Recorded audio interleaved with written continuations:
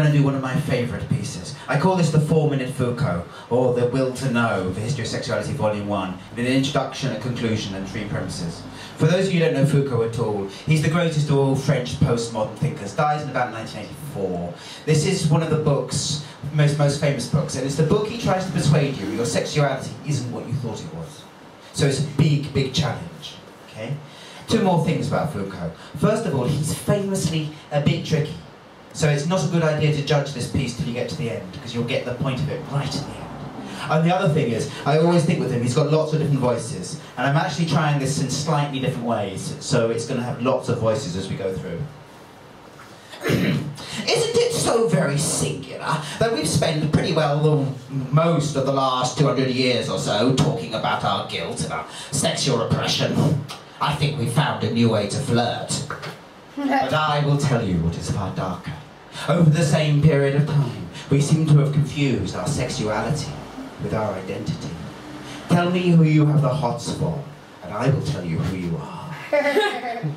We have taken, then, the great welter of our being, our hopes, our dreams, our fears, our ability to catch each other's eye, and crush them into a binary opposition of genders, rooted in biology, or if you're particularly lucky, in these enlightened times, a chocolate box selection of permitted sexualities. We look upon our desire and fear, wondering where it is taking us, cast out the bones of our lusts as if they were an oracle, consult doctors, magical or medical, to tell us who we are. We have taken then the wild tempest of our souls, we've sexualized it, and we've medicalized the result. Argument 2. And well, what kind of power do you think is involved in this? This clearly isn't the noisy power of a state that says do this or do that. No, it is that quiet power, the one that actually got you out here today. The kind of power we have as individuals, caught up in each other's lives. The power to influence and to be influenced. The power that waxes and wanes over the course of a life. So that sometimes I can do so much, and other times nothing at all. A power, I think, that cannot really ever be distinguished from how we understand, but rather what we think and how we act hook up in a strange little union that moves off in a constellation of its own through that true abyss, the one that opens between us all. Argument 3.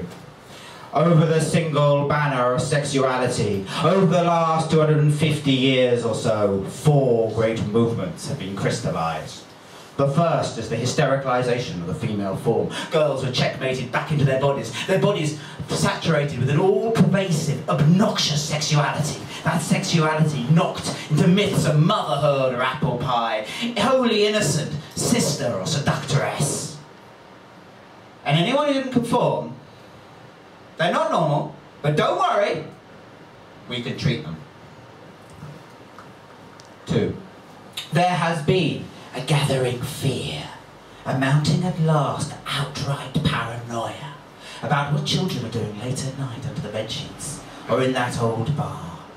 A fear then of childhood sexuality, and even more of adults' reaction to it. A fear that opens out on endless worlds of repression, suppression, regulation, and all too tawdry exhibition.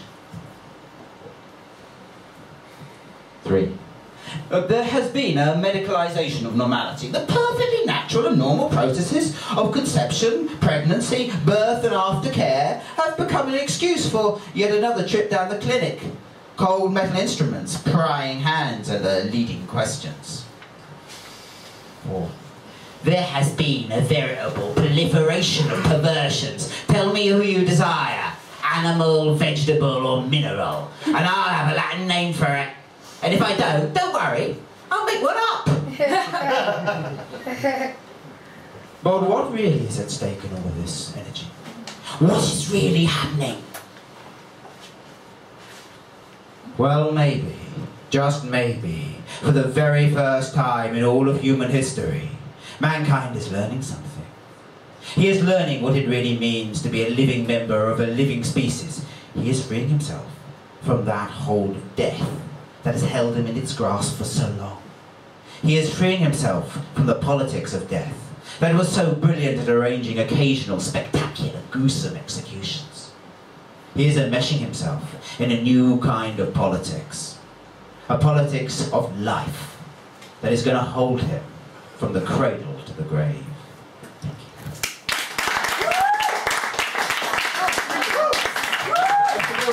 Thank you.